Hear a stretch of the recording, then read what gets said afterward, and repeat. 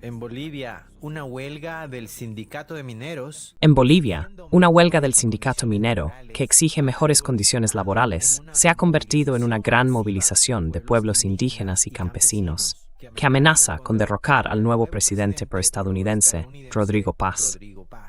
Una serie de documentos filtrados revelan que Paz estaría conspirando con el presidente estadounidense Donald Trump para secuestrar a Evo Morales, expresidente de Bolivia y líder histórico de los movimientos indígenas, mineros y campesinos, acusándolo de maltratar a un menor. Morales respondió a la amenaza, reforzando el cordón de vigilancia alrededor de su residencia, e incluso tomó el control del aeropuerto local para impedir que fuerzas estadounidenses y nacionales accedieran a la zona. A medida que la crisis se intensificaba, The Grey Zone habló con Evo Morales. Hablamos un poquito de las protestas y de la gran manifestación del pueblo boliviano. ¿Cuál diría que es su principal demanda? ¿Y cómo ha ido la protesta? Principal pedido, digamos, y cómo le ha ido a la protesta. Bueno, muchas gracias por esta entrevista. Bueno, muchas gracias por esta entrevista, hermano Oscar León Tigre. León. ¿De dónde eres, Oscar León? En- Lamento mucho que el actual presidente esté ahí por accidente. Por la inhabilitación hubo una segunda vuelta y los tres candidatos eran de la derecha, de la ultraderecha. Gloria Tuto y Rodrigo Paz, de la misma familia. Gobernaron durante 20 años, los 20 años del neoliberalismo, desde 1985 hasta 2005. Dejaron un estado mendigo, un estado de limusina. En 2005 asumimos nosotros, y en 14 años dejamos un estado con un crecimiento económico medio de casi un 5% anual. Recibimos y en 14 años dejamos un estado con crecimiento económico, promedio 5%, casi 5% anual. Gracias a las políticas del pueblo, la recuperación Gracias de a las nuestros políticas del naturales, pueblo, la a la recuperación de nuestros recursos naturales, a la nacionalización de los servicios básicos y a las políticas económicas que afrontaron los problemas sociales en contra de la receta capitalista. Nunca nos sometimos a las recetas del Fondo Monetario Internacional ni a la idea del Estado mínimo. Ese Estado mínimo solo regulaba, pero no invertía. En cambio, en nuestra administración hubo crecimiento y estabilidad. Pasamos de un 38% de pobreza a un 12%, y nuestra meta para el bicentenario es llegar al 0% de pobreza. De 38% de extrema pobreza, dejamos con 12% el plan con motivo del bicentenario con 0% de extrema pobreza. En 180 años. En 180 años, es decir, desde 1825 hasta 2005, nos dejaron con 9.000 millones de dólares de PIB. En 2019, el año del golpe, 42.000 millones de dólares de PIB. Un golpe para frenar nuestro modelo económico. Me di cuenta. 2019, año del golpe, 42.000 millones de dólares del Producto Interno Bruto. Un golpe para parar a nuestro modelo económico. Yo me di cuenta, el capitalismo no acepta otro modelo económico mejor El que el modelo capitalismo no económico acepta otro modelo económico mejor que el que impone el neoliberalismo. Nuestro movimiento político, antes llamado MAS y PSP y ahora Evo Pueblo, tiene una visión para el país. Por ejemplo, en 2013 y 2014 proyectamos para el año 2030 41 plantas de litio. Y ahora quieren entregar el litio a las transnacionales. Podría comentar mucho sobre eso, pero el nuevo gobierno sometido al imperio estadounidense se convierte en un natal university, en un estado neocolonial. It's step 4, Women's String. Convierte un modelo neoliberal en un estado neocolonial. Y este corto tiempo ha demostrado que el Estado plurinacional no se toca, Que el Estado no se plurinacional modifica, no se toca, la Constitución no se eso modifica. significa no se privatiza Esto los significa servicios que los básicos alimentos menos básicos y los recursos naturales no se privatizan, y que se respeto respeta nuestra identidad, identidad, la solidaridad con esa a la identidad dignidad, y la soberanía política y identidad, económica. respeto a la soberanía política y económica. Desencadenada por el alza de precios, Impulsada por la subida de los precios y la falta de combustible, agravadas por las políticas neoliberales de paz, la revuelta nacional gana intensidad día tras día. El gobierno ha respondido desplegando fuerzas de seguridad contra los huelguistas y rechazando el diálogo. El presidente Paz parece decidido a neutralizar a los líderes de la izquierda, a quienes responsabiliza del levantamiento contra su gobierno. Además, contempla planes para privatizar las enormes reservas minerales del país, poniéndolas en manos de oligarcas transnacionales. Dos problemas llevaron a esta situación. Uno, Dos problemas llevaron a esta situación. Primero, la reconversión de la pequeña propiedad agrícola en propiedad mediana. Y según la Constitución, las propiedades medianas y grandes pagan impuestos. La pequeña propiedad, de 500 hectáreas o menos, se considera propiedad familiar y no paga impuestos. Cuando supera ese límite, sí los paga. Además, está sujeta a la FES, la Función Económica Social. Si no trabaja su tierra, la pierde. El Estado recupera esa tierra, pero es solo la propiedad grande, no la pequeña. Di provoca reacción del movimiento indígena del occidente, regional oriental. ese causó reacción al movimiento indígena del occidente, del valle y del oriente. Segundo, aprobaron la ley 1720. En segundo lugar, aprobó la ley 1720, aunque ayer o antes de ayer la derogó, pero ya es demasiado tarde. Segundo, en La Paz, el voto nulo fue casi del 25% para el gobierno departamental. Si tenemos en cuenta los votos nulos y en blanco, en el cómputo para decidir quién ganó, el actual gobierno departamental de Villa ganó con solo un 13%. Debería haber habido una segunda vuelta. Por instrucción del gobierno, el Tribunal Supremo Electoral dijo que no, que ganó en segunda vuelta porque el partido que debía presentar al candidato para esa segunda vuelta se retiró. Eso es totalmente ilegal e inconstitucional. La gente de La Paz está enfadada. Eso no es democracia. El pueblo paseño se enojó. No es democracia. El saqueo de los recursos se hace a través de la política, ¿verdad? Ayer dijo el presidente, los que no respetan la Ayer, democracia, el presidente dijo que quienes no respeten la democracia irán a la cárcel. Ahora, quienes no respeten la democracia y la paz irán a la cárcel. En cuestión de días o semanas, los partidos serían ilegales. Cuando estábamos en el estado de Morena, tardamos 3 horas en terminar de inscribir a los candidatos para las elecciones. Donde el ganador era el MAS y PSP, Evo Pueblo, con los préstamos fue imposible. O donde iba a ganar un gobernador, el candidato a gobernador o el gobierno nacible. Y fue injusto. Inhabilita. O donde iba a ganar un gobernador al candidato del gobernador o el gobierno nacional, inhabilita. Ilegal, injustamente. Todo se acumuló. Empezó con las demandas. Todo empezó con las demandas salariales. Él decía, no tengo dinero. Y eso se convirtió en un problema político, porque no cumple con su función. Ahora el asunto pasa a otro nivel, y fuera Rodrigo Paz. Pero además de eso, hay muchísima corrupción. El gobierno está metido en el narcotráfico. Mira, solo 2 datos pequeños. No se puede entender cómo, en un avión del Estado, y hoy se ha fundado el TAB, el Transporte Aéreo Boliviano de Carga, que estaba a cargo de la Fuerza Aérea Boliviana, traen desde Miami marihuana líquida a Santa Cruz. ¿Cómo es posible eso? Y hasta ahora no han detenido a nadie. La incautaron en la aduana. Estaba en la aduana. Pasa una semana y la marihuana líquida desaparece de la aduana. La líquida desaparece de la aduana. Está en los medios de comunicación. Segundo. Está en las redes de comunicación. Segundo, 32 maletas llenas de dólares, un avión charter desde Miami hasta Santa Cruz. Hay un exdiputado de Camacho, un sicario, exgobernador de Santa Cruz, que está detenido. Pero no son 32 carteras con dinero. ¿Qué es eso? El gobierno batió el récord de narcotráfico. Hay tantas cosas. Entonces la gente se cansó. Y mientras tanto perdonan o suben los impuestos o las fortunas de los grandes empresarios. ¿Y por qué digo que es un gobierno neocolonial? Porque busca proscribir nuestro movimiento político, eliminarlo y además imponer un tributo a los pueblos indígenas. Esa pequeña propiedad acaba peor, teniendo que pagar por hectárea. Ahora ya han propuesto una ley. Los pequeños productores tienen que pagar impuestos. Tienen que pagar impuestos.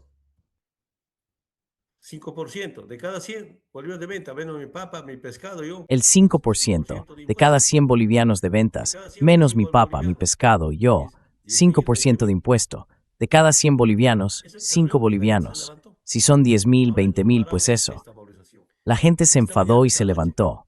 Ahora esta movilización es imparable. Esta mañana, esta noche, aplicaron un estado de excepción de facto. Sacaron al ejército a las calles a la 1 de la madrugada para despejar las movilizaciones. Hasta las 8 hubo enfrentamientos. Desde las 10 de la mañana los hicieron retroceder. Soldados, policías, emboscados. Hay un muerto y varios heridos. Se han retirado a sus cuarteles. Fracasó con su estado de excepción de facto, también llamado estado de sitio de facto, o aquí estado de sitio, o la ley de la asamblea. No hay ley en la asamblea. O la ley de la asamblea. No hay ninguna ley en la asamblea. Esta represión coincide también con lo que hemos... Esta represión también coincide con lo que hemos llamado un nuevo Plan Cóndor, una ola de represión y persecución a escala continental, dirigida contra líderes de partidos de izquierda y movimientos indígenas, especialmente contra quienes defienden la soberanía sobre los recursos naturales. La doctrina Dunroe, la versión de Trump de la doctrina Monroe, sostiene que todo el continente americano constituye un dominio exclusivo de Estados Unidos y de su enjambre de corporaciones y aliados, en particular Israel. Se dice, y se ha visto en Twitter, que supuestamente hay una filtración de un documento que insinúa que el imperio norteamericano y Trump quieren secuestrarte, digamos, como solución a este levantamiento indígena. ¿Qué opinas de eso? Este levantamiento indígena. ¿Cuál es su opinión al respecto de eso? El gobierno de Lucho, la encargada de negocios... El gobierno de Lucho, el encargado de negocios de la Embajada de Estados Unidos, ¿verdad? Se reunieron en diciembre de 2021. Planearon detener al último comandante de la Fuerza Especial de Lucha contra el Narcotráfico, el coronel Maximiliano Dávila. En enero de 2022 lo detuvieron. Aún no lo asimilo. Pero cuando lo llevaron a la cárcel, el juez, de forma impulsiva, le gritó al coronel: «Esto lo hacen solo para perjudicar a Evo». Lo escuché en la prensa y todavía no lo entiendo. En febrero, marzo, abril, mayo y junio, un coronel en servicio activo me buscó. Me dio miedo reunirme con él. Le pedí a un alcalde que me acompañara, y el coronel me dijo: «Mire, desde arriba». «¿Desde quién?», le pregunté. No dijo ningún nombre, solo repitió: «Desde arriba». Nos han dado la instrucción de que la relación que Evo, como presidente, tenía con mi último mandante de la Fuerza Especial de Lucha al Narcotráfico, Dávila, Maximiliano Nava, el coronel. Dávila, Maximiliano Nava, el coronel. Han investigado durante tantos meses y no encontraron ni una llamada telefónica. No hay ninguna relación. Y este coronel me dice: «Evo, estate tranquilo. Quieren involucrarte, pero no hay nada». Los defensores del coronel detenido le dijeron: «Si declaras contra Evo, quedarás libre». Pero no hay nada que él vaya a declarar contra Evo. Y antes de llevarlo a prisión, desde su primera audiencia, ya le habían dicho: «Si declaras contra Evo, quedarás libre». Por eso él gritó: «Esto lo están haciendo solo para perjudicar a Evo». Como no hay nada, se lo llevaron a Estados Unidos. Hace meses le tomaron declaración allí. Dice: «Todo para que yo declare contra Evo. Evo no tiene nada. Aquí estoy injustamente detenido. Lo intentan y no pueden». Intenta y no puede. En ese momento estaba hablando con uno de mis exministros. En ese momento estaba hablando con uno de mis exministros y me dijo: «Evo, durante 40 años te han acusado de narcotraficante, de asesino, de terrorista, y no han encontrado nada. Mira, durante el golpe de Estado, cuando la derecha tomó el poder, investigaron a Evo por corrupción. No encontraron nada, ninguna corrupción de Evo.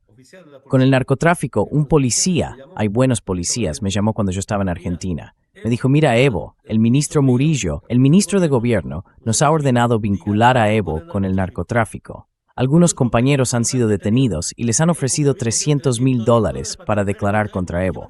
Pero ¿qué van a declarar? ¿Qué van a inventar?». Y no han podido decirme nada. Y ahora, Evo ya no es narcotraficante, ya no es terrorista, ya no es asesino. Ahora es pedófilo. Terrorista no es ya asesino, si no es pedófilo. Morales actualmente enfrenta un proceso judicial. Morales se enfrenta actualmente a un juicio por el trato a una menor, en el que se le acusa de haber tenido una hija con ella, un cargo que él ha negado rotundamente. Anteriormente, Morales ya había sido objeto de acusaciones mediáticas de fraude, corrupción y narcotráfico. En un principio, un tribunal de primera instancia anuló los cargos y la orden de detención contra él, pero el caso fue reactivado por la Fiscalía con abundantes pruebas. Morales no acudió a la audiencia judicial y fue declarado en rebeldía, lo que llevó finalmente a que se emitiera una nueva orden de arresto. Los abogados de Morales sostienen que el juicio se reabrió con el objetivo de capturar al histórico líder indígena y así calmar las protestas sociales. Sus opositores, en cambio, afirman que Evo está provocando el caos para evitar ir a prisión. Está sembrando el caos para evitar la prisión. Y este gobierno, el gobierno de Lucho, a un policía... Y este gobierno, el gobierno de Lucho, le dijo supuestamente a un policía que investigara a Evo, que lo vinculara con el narcotráfico. Ese policía presentó su denuncia. En resumen, el 5 de mayo, una chica que conozco presentó una declaración ante el juez de sentencia. Dijo, yo nunca he sido víctima de nadie, nunca ha habido ningún tráfico. Con eso, el caso debería cerrarse y terminar. Como no hay corrupción ni narcotráfico con Evo, usan a una chica. Parece una novela. Parece, ¿no? Una novela. Hemos hablado con usted. Hemos hablado contigo y con otros expresidentes y autores sobre un posible nuevo Plan Cóndor de dominación política del continente y de persecución a la oposición, especialmente a la izquierda. Y eso se ha visto claramente en Ecuador. La desinversión, el saqueo y la traición al voto popular, ¿verdad? Y después, el saqueo de los recursos naturales. Es como si tuvieran un mapa de acción. Y ahora lo vemos en este caso de Honduras Gate, en esos mensajes y llamadas que han salido de Honduras, donde hablan de intentar poner al ejército en contra del pueblo para reprimirlo, provocar derramamiento de sangre y luego culpar todo a la izquierda, a este mal gobierno, porque lo que buscan es quedarse con el poder. Las corporaciones y también Israel, ¿no? Las corporaciones y también Israel, ¿no? Honduras necesita fuerza, necesita logística, necesita sangre. Si quieres tener gente para controlarla, tienes que oprimirla, expulsarla, contrarrestar la violencia, generar violencia. Eso es lo que dice el presidente Trump. Este es un patrón que ya estamos viendo a nivel continental. ¿Qué opinas de este posible patrón que estamos observando? Yo diría hay un triunvirato genocida. Yo diría que es un triunvirato genocida que no respeta la vida ni la humanidad, y mucho menos la paz con justicia social. Donald Trump, el presidente de Israel, y Milei, de Argentina. Milei y quienes le acompañan como presidentes de Bolivia, Ecuador, Chile y algunos otros. Pero están en declive. En el nuevo contexto geopolítico mundial, el imperio norteamericano reconoce que ya no es el general del mundo y responde con la América andina para volver a aplicar la doctrina Monroe. América para los americanos. La Guerra Fría ya no les sirve, pero el Plan Cóndor sigue vigente. Antes, el Plan Cóndor lo ejecutaban coroneles y generales. El Plan Cóndor ejecutaba coroneles y generales. Ahora, el Plan Cóndor ejecuta jueces y fiscales. Ahora el Plan Cóndor lo llevan a cabo jueces y fiscales. El caso de Ecuador, el caso de Argentina, Bolivia, eso también pasó con Lula. Cuando Lula estaba en prisión, yo hice su reclamo. Creo que el fiscal dijo, no tengo pruebas contra Lula, pero tengo convicciones. Textual. Así que, la fuerza, digo yo, es Donald Trump. El 75% de esas personas no vivas pide su destitución. Creo que más del 70% desaprueba a Milei. Milei ha enviado 2 Hércules llenos de material antidisturbios ayer mismo. Y en Bolivia, con 6 meses de gobierno, más del 60% desaprueba a Rodrigo Paz. Yo soy muy optimista. Yo soy muy optimista, ¿no? Estoy casi seguro en Colombia. Estoy casi seguro de que en Colombia se va a ratificar la línea del presidente. ¿Cómo se llama el presidente de Colombia? Petro. En México estamos bien. Lula será ratificado, estamos bien. En Argentina estoy seguro de que se van a recuperar. Si Evo fuera candidato, ganaríamos con al menos un 60%. Si a mí me hubieran permitido ser candidato, si no me hubieran inhabilitado, habría ganado con más del 60%. Es otra cosa, eso no es realmente democracia. Su pretexto de libertad para privatizar la salud y la educación. ¿Qué clase de libertad es esa? La derecha, libertad, libertad, libertad, para privatizar los servicios básicos. Hay gente que todavía cocina con leña. Una libertad. Entonces, hay un renacer de esperanzas en base a los eventos sociales y seguro que va a haber novedades en los próximos años, porque la economía del movimiento popular en Bolivia totalmente lastimada. Hay hermanas y hermanos teniendo conexión de luz, pero no tienen plata para pagar las tarifas y viven con micheras. Hay algunos que cocinan con leña. Es fatal. Y además de eso, Es algo fatal. Y además, se impone a los pequeños y no a los grandes. Así que el pueblo se levanta con razón para poner fin a esta forma de someternos a la humillación, al saqueo, a la esclavitud. Espero que las familias cautivas no vuelvan. apongueaje, esclavitud, ojalá no vuelvan las familias cautivas. Otra similitud que comparten, digamos, Otra similitud que comparten Ecuador, Perú y Bolivia es la fuerza de los movimientos indígenas. Creo que en Bolivia es donde el movimiento indígena es más fuerte, aunque en Ecuador también fue muy poderoso. En los últimos levantamientos que han tenido, sin embargo, no han logrado sus objetivos. El Estado se ha vuelto más violento, digamos, e incluso ha recurrido al lawfare, una especie de guerra legal, contra ellos. Así que, digamos, el Estado, junto con Estados Unidos y las corporaciones transnacionales, persiguen y siguen atacando a los movimientos indígenas, sobre todo por su defensa de los recursos naturales y de la soberanía, de los recursos naturales y de la propia naturaleza, cuando esos recursos son explotados. Y de la naturaleza también, ¿no? Cuando se explotan esos recursos naturales. Entonces, uno podría decir que Se podría decir que han conquistado Ecuador y que ahora su mayor desafío, su próximo reto, es lo que estamos viendo desarrollarse en Bolivia.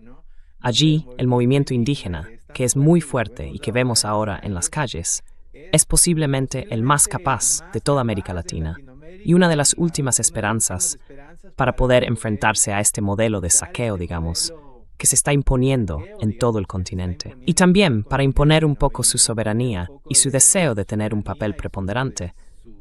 Porque vemos que los gobiernos de derechas no invierten y al final lo que hacen básicamente es golpear a los más pobres. y luego le dan palo a los pobres, básicamente.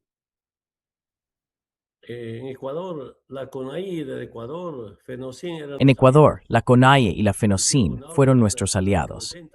En los tiempos del neoliberalismo, en los años 80 y 90, compartimos grandes luchas y grandes encuentros con la CCP del Perú, la CNA del Perú, la CUC de Guatemala y muchos movimientos indígenas.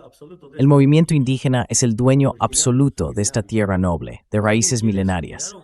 Pero también están quienes llegaron a América Latina después de la Primera y la Segunda Guerra Mundial, o después de la guerra en España. Ellos escaparon y sus hijos nacieron aquí. También son originarios. Yo digo que son originarios contemporáneos.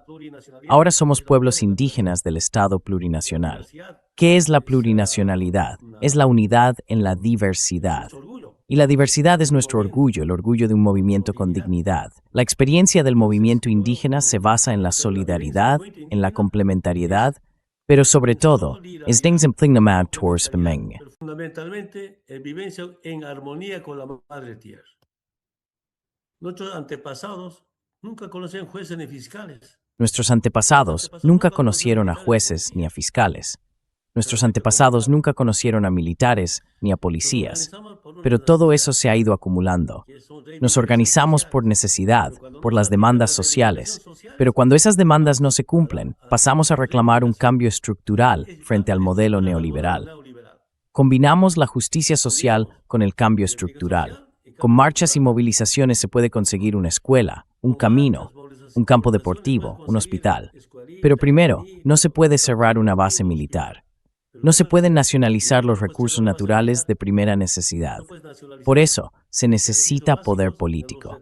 Nuestro movimiento nace de la lucha sindical y comunal hacia una lucha electoral y política, con principios y valores, recuperando la lucha histórica de nuestros antepasados en tiempos de la colonia.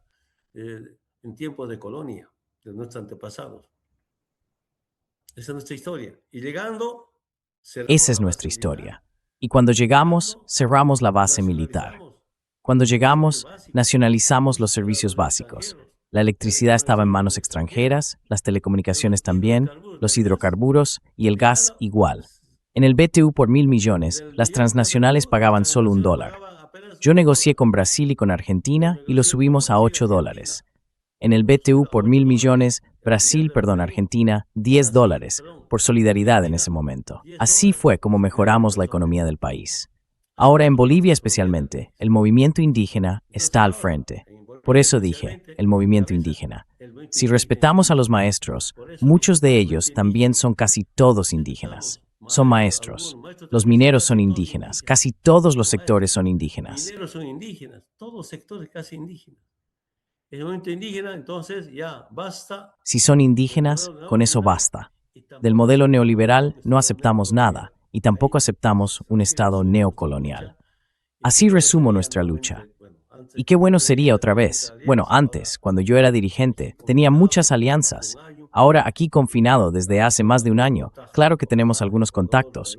Ojalá Ecuador, ojalá Perú le vaya bien en la segunda vuelta. Me ha sorprendido que la línea de Pedro Castillo haya llegado a la segunda vuelta. Pero fíjate, ha llegado a la segunda vuelta.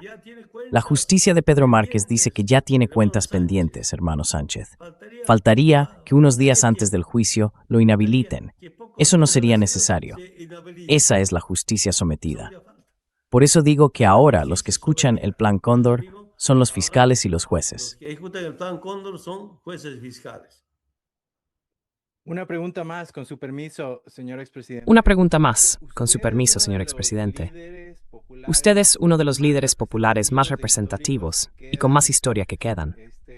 Y ahora se encuentra en una situación difícil, donde, según tengo entendido, hay una vigilia alrededor de su casa, porque la gente quiere proteger su seguridad ante una posible invasión, una operación militar extranjera para el 27 de octubre de 2024. Extranjera para quitarle la libertad. Quisiera saber cómo se siente usted primero y segundo, ¿cuál sería el mensaje que usted tiene para la juventud, tanto latinoamericana como norteamericana, si algo le llegase a pasar? El día 27 de octubre de 2024, cuando me trasladaba de mi domicilio vía... Cuando me estaban trasladando desde mi casa en Villa Tunari hasta la emisora en la sede de la Sexta Federación, Radio Causachún Coca, intentaron detenerme. Había 3 helicópteros operando, militares y policías. Por suerte, logramos salvarnos, aunque nos dispararon desde el aire. Apenas conseguimos escapar. El conductor resultó herido. En ráfaga, disparos, ráfaga. Apenas nos salvamos. Chofer herido, 2 carros baleados totalmente, pincharon la llanta. 2 coches quedaron totalmente destruidos. Les dieron a los neumáticos, los cambiaron, querían cruzarnos. Yo pensé, mientras descanse en paz, la vida me ha salvado. Pero aquí todo está lleno de problemas. La gente está concentrada, ¿verdad? Pero allí dijeron, después de 3 días, yo dije, no importa, no quiero la vigilia aquí. Los primeros 1.000 compañeros al día se turnan de forma permanente desde los sindicatos agrarios. No quiero que me detengan. No, es un mandato de las bases. Tenemos que cuidarnos. Ya ha pasado más de un año. En octubre serán 2. No pueden entender cómo. Ayer estuvieron en la reunión, firmaron, ahora están mejorando porque hay otro intento de detención. Ahora está mejorando porque hay otro intento de detención. 3 helicópteros. 27 de octubre de 2024. 3 helicópteros. El 27 de octubre de 2024, en esa operación para detener o matar a Evo. Presentamos una denuncia ante la Fiscalía durante el gobierno de Lucho Arce y no hay nadie investigado por los disparos. No lo puedo entender. 2 veces, nada. Bueno, pregunté y me dijeron que uno de los helicópteros lo pilotaba un colombiano. Dije, tengo colegas, fueron mis decanos, fueron mis pilotos en la Fuerza Aérea Boliviana. ¿Por qué un colombiano podía estar pilotando un helicóptero del Estado, de la Fuerza Aérea Boliviana? Y me dijeron que la policía había sido contratada.